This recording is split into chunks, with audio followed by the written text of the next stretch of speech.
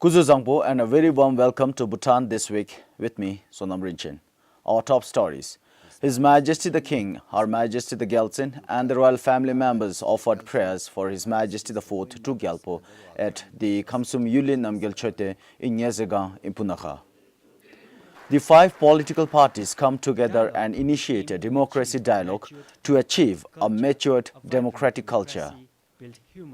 And local leaders in Paro questioned the location of the central school in Najagyok in Paro. His Majesty the King, Her Majesty the Gelson and the royal family members offered prayers for His Majesty the Fourth Truk Gyalpo at the Khamsum Yulin Namgyal Chote in Nyezegan in Punakha. His Majesty the Fourth Truk Gyalpo was also present at the ceremony. The Sunche, which began at around 4 a.m., was presided over by Doji Leve along with the monks from the Pungthim Dratsang.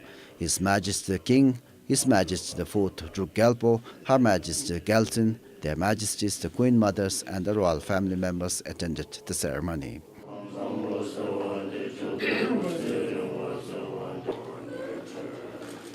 The Sunche was followed by recitation of Tsedo.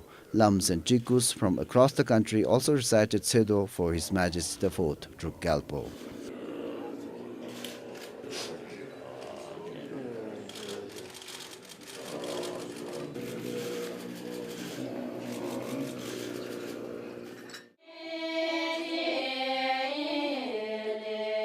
Following that, Anims from Sangchin Dojil Hendrup Anim Sheda at Volaka offered Tenju Duyang as part of the ceremony.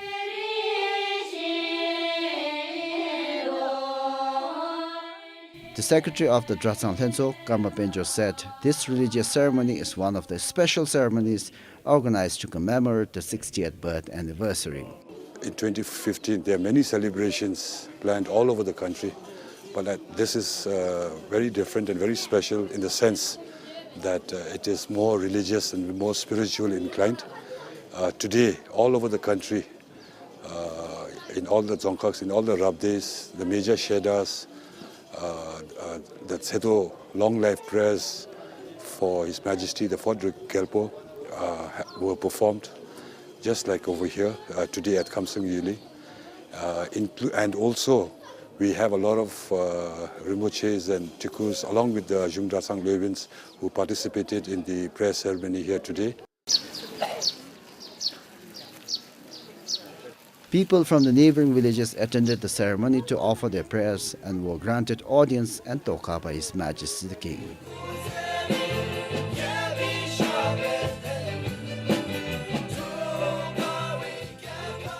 Various culture programs were also performed during the ceremony. The Prime Minister, Cabinet Ministers and other senior government officials were also present at the ceremony.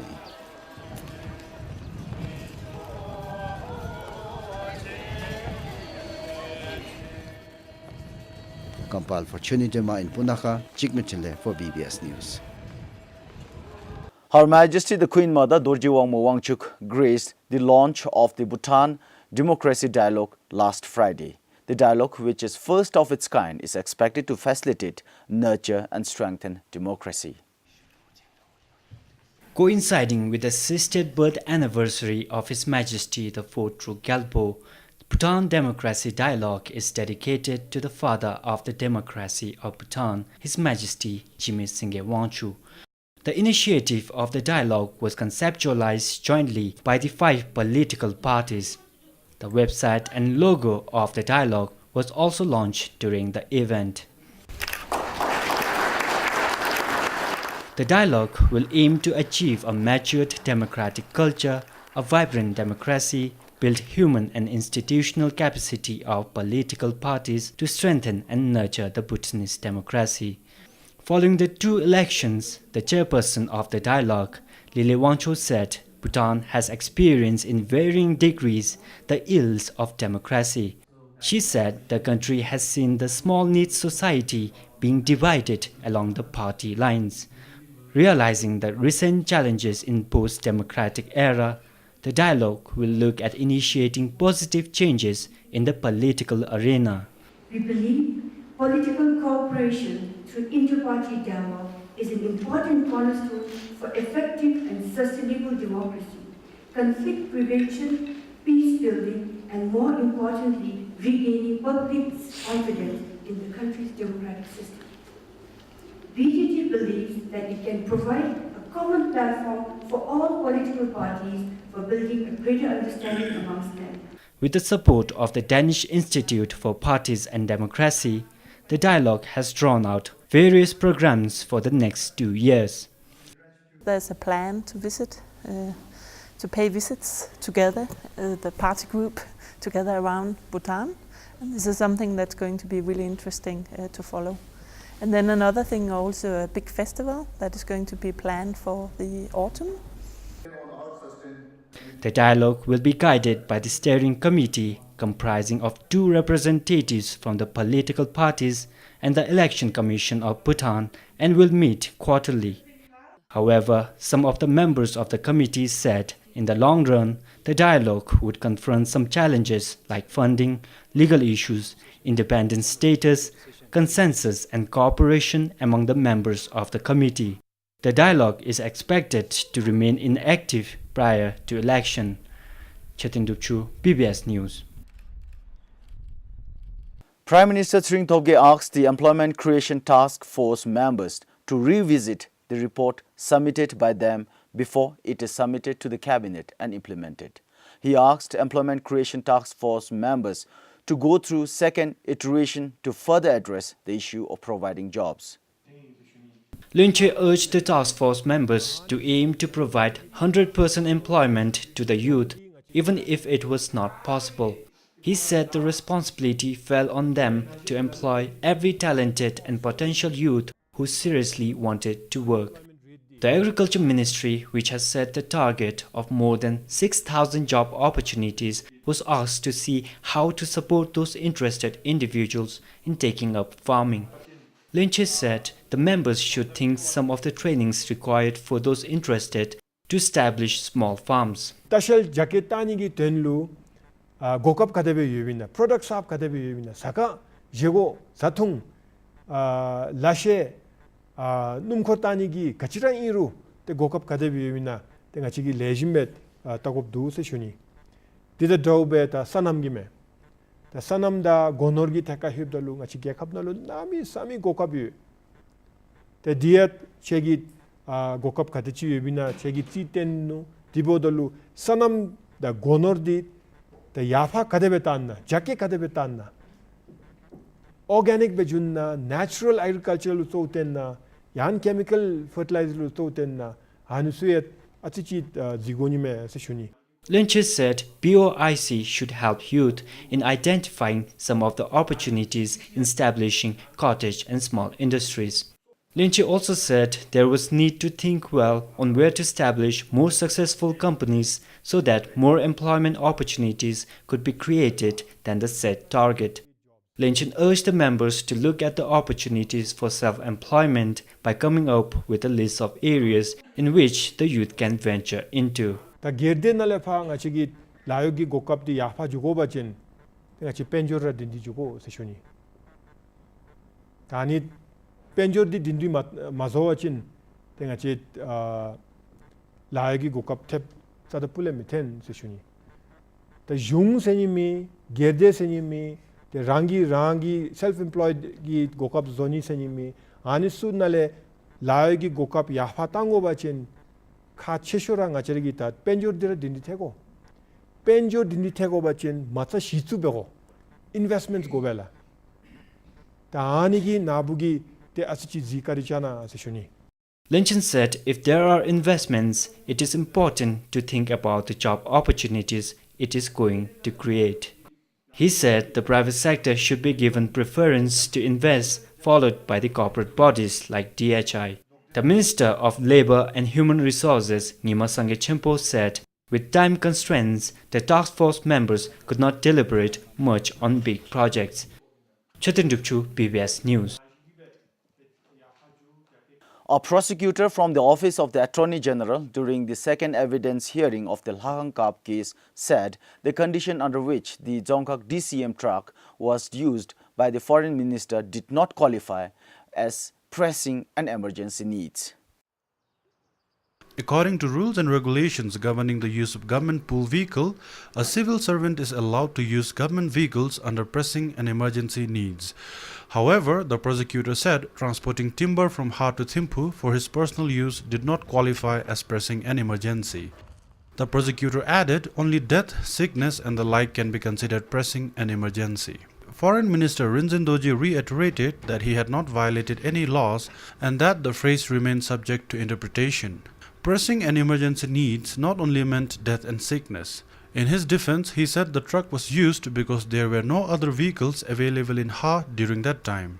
Regarding his other charge on the award of timber sawing works to LD Sawmill, the foreign minister said government procurement manual had provisions for negotiations with bidders. It also provided certain discretion for tendering, although it does not specify who held the discretion.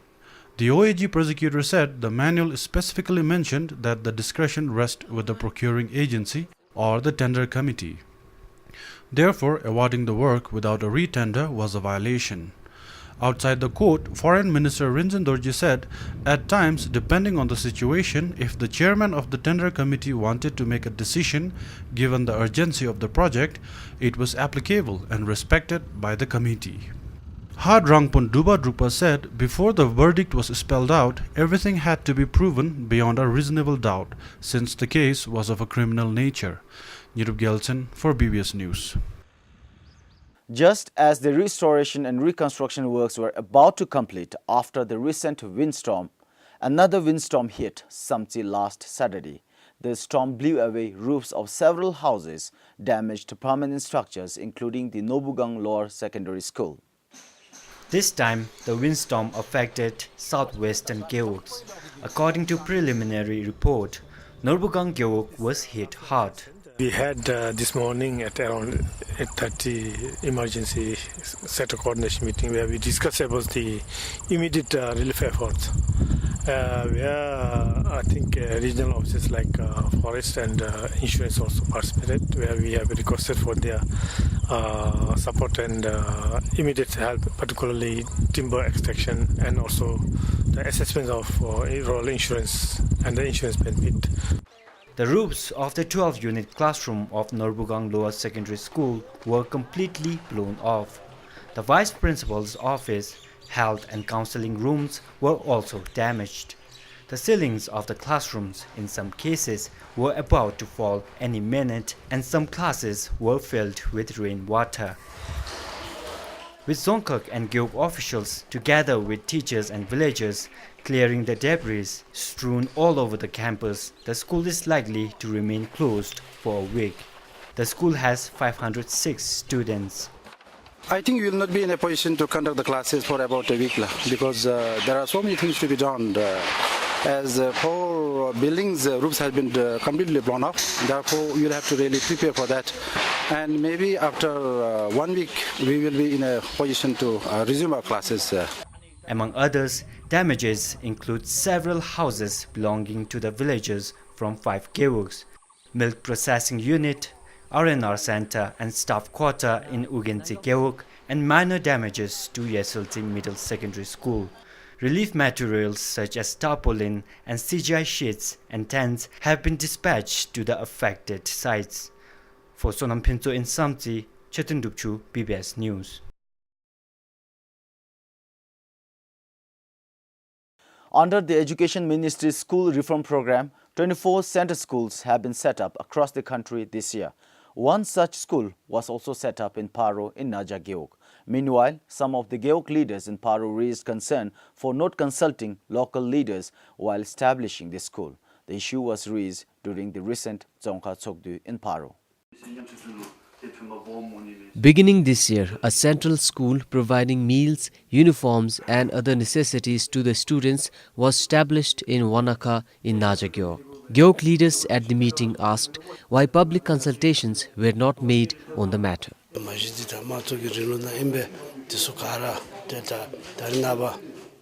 We are in a democratic era and everything is being done with consultation with the public. But in the case of the central school, the ministry sent the final decisions. Even the Dzongkhak officials were not aware of it.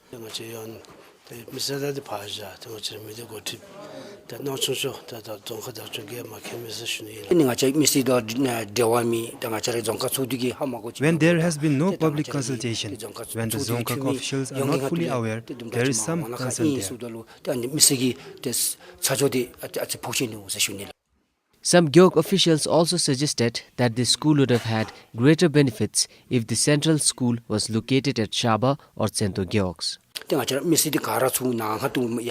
Most of the people are located in the north, closer to the center, and the school has been set up in the south. So we are concerned about that. The assistant Dzongkhag education officer meanwhile said that the decision was made by the ministry. He said the Dzongkhag education office received only the final plan. The meeting decided that a letter would be sent to the education ministry inquiring why no consultations were made either with the people, Gyeok officials or Dzongkhag officials before making the decision. The letter would also include an appeal that the school would have had greater benefits if it was located closer to the center. Compiled for Rishikesh in Paro, Sonamongdi for PBS News. There are more number of tigers roaming in the Jigme Singye Wangchuk National Park. The Ugen Wangchuk Institute for Conservation and Environment in Bhutan conducted a survey on tiger population in the park using camera trappings. The report, which was launched recently, states that tigers are thriving even at higher altitudes. These are the pictures caught using the camera trap in the Jigme Singye Wangchuk National Park. As of now, about 12 unique individual tigers have been spotted in the park, of which 2 were found with 2 and 3 cubs each at different locations. It is not uncommon for us to see tigers with cub in its prime habitat, but in Jigme Singye Wangchuk National Park, what we have seen is that the tigers are breeding even at a very high elevation. So we can't say for sure that the tiger population has increased, but we are quite certain that tigers are thriving in Jigme Singye Wangchuk National Park.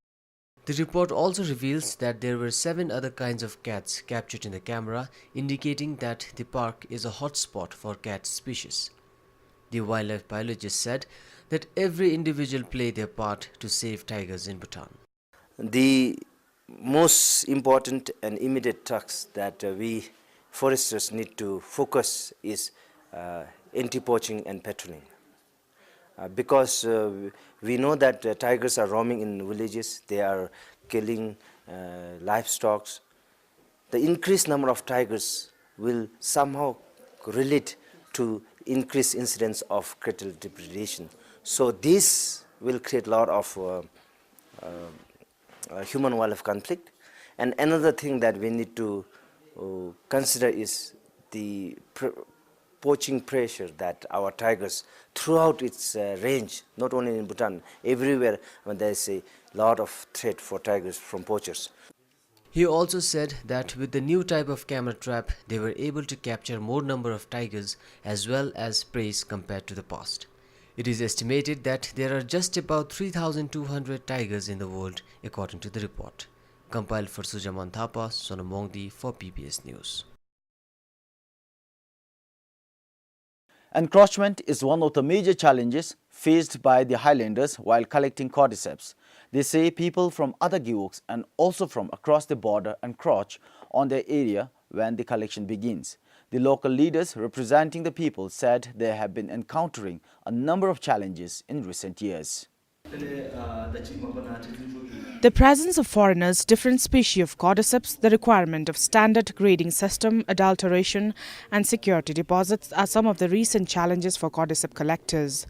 Lingjigab said the increasing number of intruders during the collection period is one major problem for them as the area is large and the number of forest officials limited. During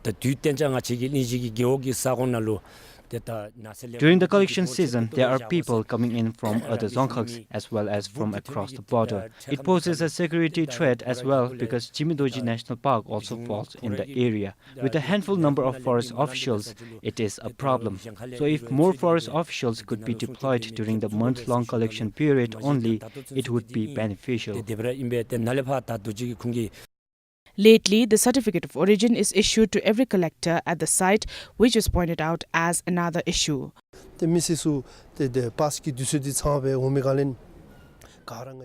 People have to submit the pass to the geok at the end of the collection. It would be nice if the forest officials could provide certificate of origin while the pass is being submitted. It would be beneficial.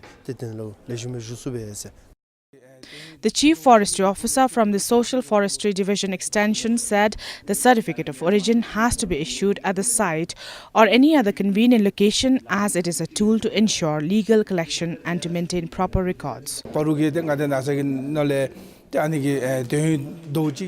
The certificate certifies the origin of cordyceps. As per them, they want us to provide from the geok after the collection is done, but this is not going to be possible.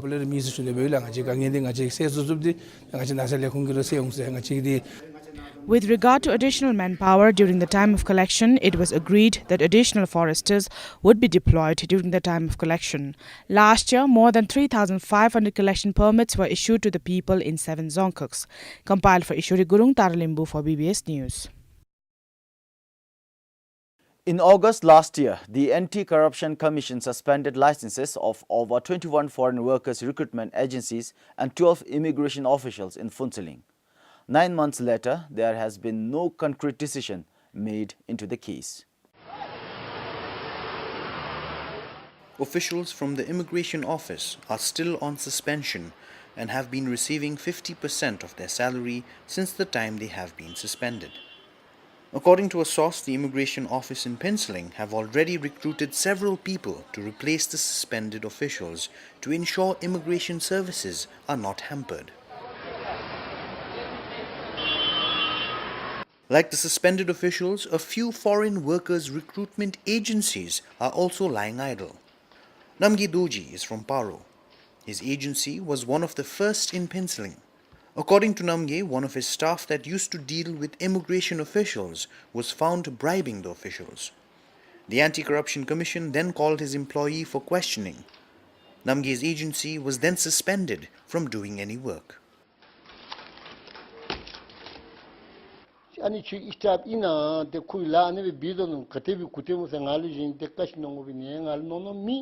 The ACC didn't ask me anything about my employee indulging in corrupt practices. I wasn't even aware. Then we received a letter stating that we were allowed to do our ongoing work, but weren't allowed to do any new work.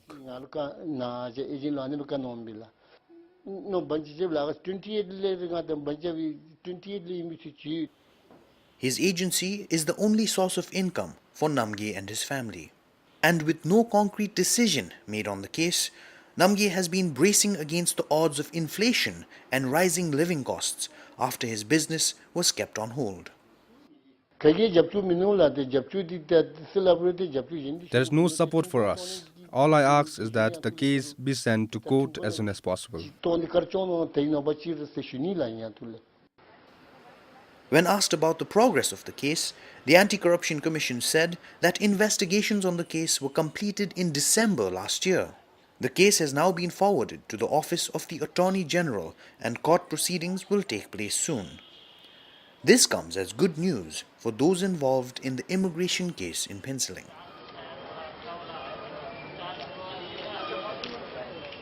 Tenzin Rapke, BBS News, Phuntsiling. Well, that ends the program. Join us again next time for yet another edition of Bhutan This Week. Until then, this is Sonam Rinchin saying goodbye.